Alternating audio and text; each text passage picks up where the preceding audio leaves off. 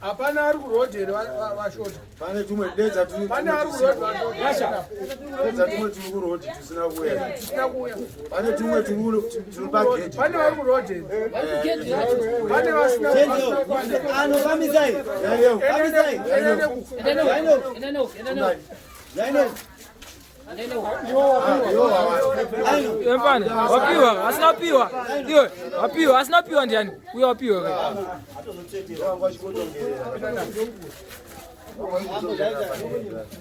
Uya wewe, zukisto uya. Akeja uya.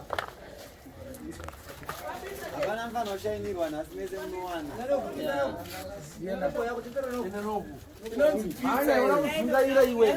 Enane ku. Enane ku. Drink out.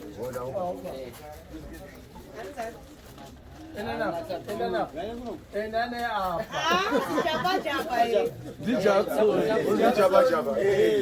Jaba. Nga shote lwa ku. Kule tumwe ere. Kule tumwe. Four. Powder 4. Saka tumwe 4.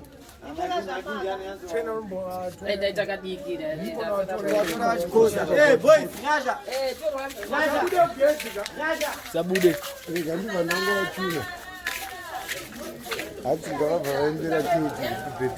Anzimbira iketi. Anzimbira iketi happy birthday. Ane birthday. Itaimeta basa. Listen. Itaimeta basa.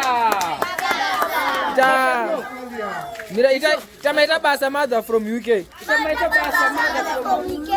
Yeah. Ombela chombele moko. Thank you mother. Thank you mother. Yes. Thank you mother. Thank you mother. Yes. God bless you. God bless you. Bless you. Good. Yeah. Magamsila unamata futhi.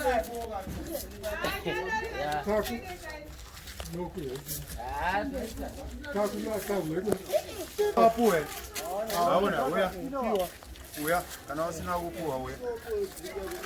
Puwa. Tarisa. Thank Thank you.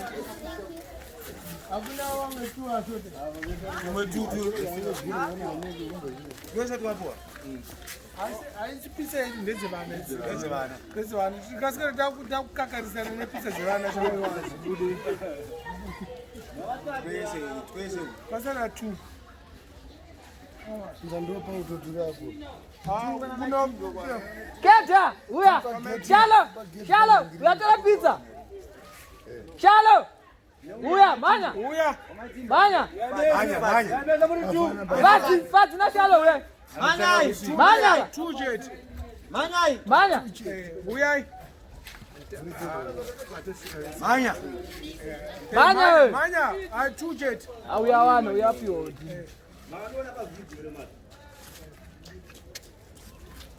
Uyaba mwana. Otenda. Tarisa kwa body thank you. Tarisa kwa body thank you. Papa. Body thank you mother. Thank you mother. Yeah. Thank you mom. Thank you mom.